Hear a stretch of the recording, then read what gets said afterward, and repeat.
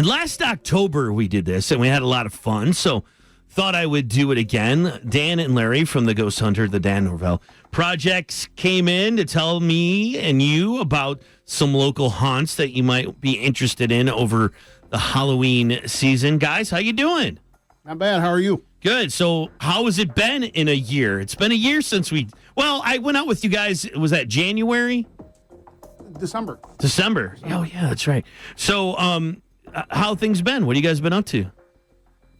We had kind of a busy year up until June, and then Larry had stuff come up over the summer. I had stuff come up over the summer. I had a daughter leave for college 10 hours away.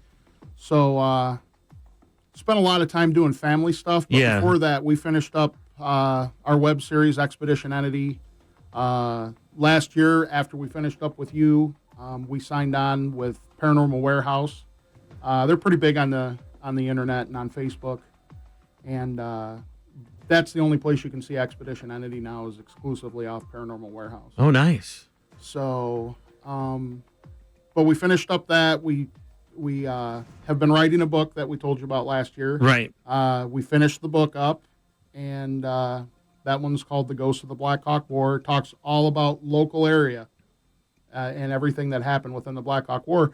And you guys wouldn't believe all the hauntings that came out of those sites. Oh, I believe it. So we got to actually investigate a couple of those sites with Dale Kazmarek, who's been investigating Illinois hauntings since 1973. Wow. And he was really blown away by some of the stuff that we caught. Oh, that's cool.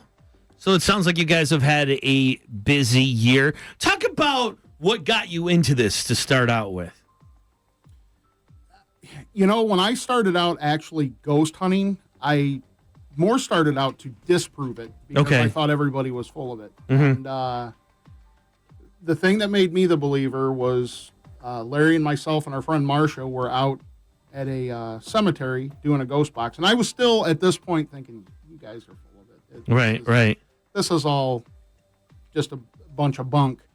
I was leaning up over a fence, and I had my arms up over the fence, and I swear to God, something grabbed me by the arms and yanked me into the cemetery. There was nobody there. Right. And he had it on camera. You just see, and I mean, you know me, I'm a bigger guy. I go 285 pounds, and it yanked me in that thing like I was nothing. And I had, Larry, the marks on my arms for about 4 hours afterwards. It looked like 2 handprints. So that kind of makes you want to think, what's going on here? I need to find out more about this. You would think that I would have been scared and said, you guys go ahead and have at it. And yeah, it more lit the fire under me to find out exactly, what it is there life after death, and pursue it. And that's pretty much what we've done pretty hard for the past 10 years now. Wow. It's been 10 years, a decade of doing this. Yeah, and I've been actually doing it longer than him. I've been doing it since 96. Wow. So let me ask you, how much has the world of ghost hunting changed in 10 years? Has it changed a lot? Yeah, we'll let Larry field that one. In different ways, it has changed leaps and bounds. As of right now, we all have a cell phone in our pocket. That one cell phone that you have takes better picture, video, and audio than most equipment designed for the paranormal 10 years ago. I mean, we were using cameras that were like 480p video. Okay. And now my phone records 4K. Yeah. Isn't that insane? The technology? It's crazy. We have all these really strange devices that do these different things, and they're really scientific that 10 years ago people were talking about, and they're like, there's no way that could work. That'll never work. That's a pipe dream.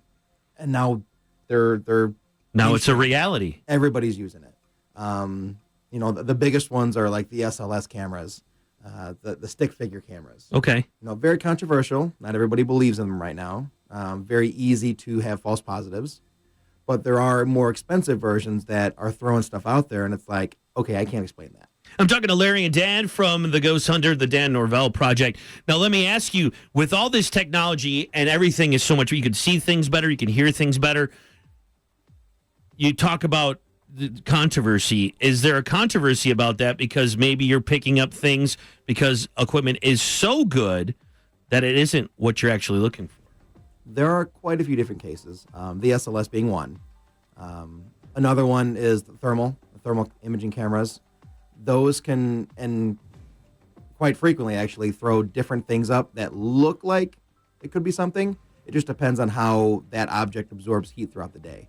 So, for example, you could be in a cemetery, and just the shape of the stone and the sun shining on it during the day, now it looks like there's a guy standing out in the cemetery. Different shadows, different weather effects. There's so many different things that you'll look at and be like, that's totally a ghost. Completely not. And the thermal is still based on infrared. And if you're standing in front of a real shiny, polished gravestone, and you're standing there with a thermal, it's going to see your reflection. Okay. It's not going to, your reflection won't throw heat, but the first few times you use it, you're like, whoa, there's somebody standing there. And then you realize that's me standing there. Okay. So. Yeah, so I mean, it's gonna bring in a new twist to the whole world of ghost hunting. So each week for the rest of October on Tuesdays, we're gonna talk about a local area with that has some paranormal activity, and today we're gonna talk about Stillman Hill, right? Ghosts at Stillman Hill in Stillman Valley. I'm talking ghosts with the ghost hunter, the Dan Norvell Project, with Larry and Dan. And each week, each Tuesday, we're going to talk about a different area. And today we're covering Stillman Hill in Stillman Valley, correct? Yes. All right, let's talk about Stillman Hill. What's so special about Stillman Hill, and what's the deal down there? Stillman's Hill is where Major Isaiah Stillman actually had his encampment set up for the militia during the Blackhawk War. And that's really the spot that the Blackhawk War actually kicked off. Now, Chief Blackhawk, well, I call him Chief Blackhawk. He really isn't a chief, but you can buy the book and find that out. Anyway, Blackhawk had sent down 3 of his emissaries to basically surrender.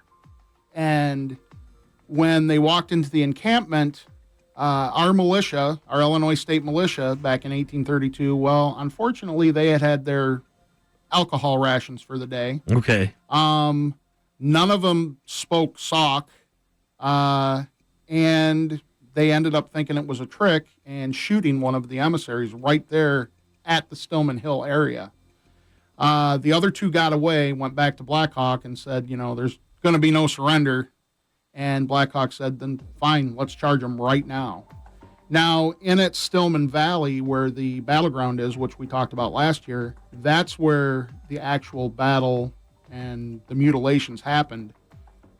But Stillman's Hill is important because that's where they were camped. That's where that war could have not happened if they had just probably not been drunk and probably had one of the translators there to talk to those guys. And so we've been looking for this place for I don't know how long, and I just happened to be out one day, and I called Larry and I said, I think I found Stillman's Hill. I found the place we need. I found where we need to be. So we traveled there. We did some ghost box stuff, some EVP stuff, and Larry and I think it's the video that he probably sent you. Yeah, which is up on the Eagle YouTube channel right now, if you want to check it out for yourself. And I asked a specific question. And the thing is the answer is I said, what did you warriors do to the militia? What did you do to our men? And clear as day, you can hear them go, scalped them. Wow. And they did. They scalped them. So, really probably one of the most historic parts of northern Illinois, and the Blackhawk War is really not talked about. I mean, I never heard about it in school. I never heard about it until my dad goes, oh yeah, that's where the Blackhawk War. Now, what exactly was the Blackhawk War then? Go ahead. You're the... How to sum this up in a very, very short presentation. So Blackhawk and his whole tribe went across the Mississippi, and they kind of had a bad deal, the Treaty St. Louis. And Blackhawk always felt that it was a bad deal. He basically felt that their land was stolen from them by the U.S. government. Lo and behold, it was. And it's not the first time, and it definitely wasn't the last time. So, for some reason, through bad information, sometimes lies from different individuals, he was more or less promised that other local tribes were going to support him, as well as the British, who were still stationed up further north. And by the time he got back to this area, he more or less found out that he was getting no help whatsoever. He was getting no food, no support, and everyone that he brought with him was basically either going to starve or they had to go back. And it was around this time that Major Stillman set up his camp just outside of present-day Stillman Valley, and Blackhawk had sent his emissaries down to basically say, listen, we can't do this. Right. There's nowhere for us to go. We're going back. And it didn't work out that way. Didn't work out that way, and then the rest is history. It is. It is. I think there was a total, including the minor, tiny skirmishes and some events that didn't cause deaths. I think there's 11 events in the state of Illinois for the Blackhawk War. I'm talking to Larry and Dan from the Ghost Hunter, the Dan Norvell Project. So what kind of activity was out at Stillman's Hill? A lot of paranormal activity? The majority of our activity has been around the monument site, where 9 of the 12 are currently buried.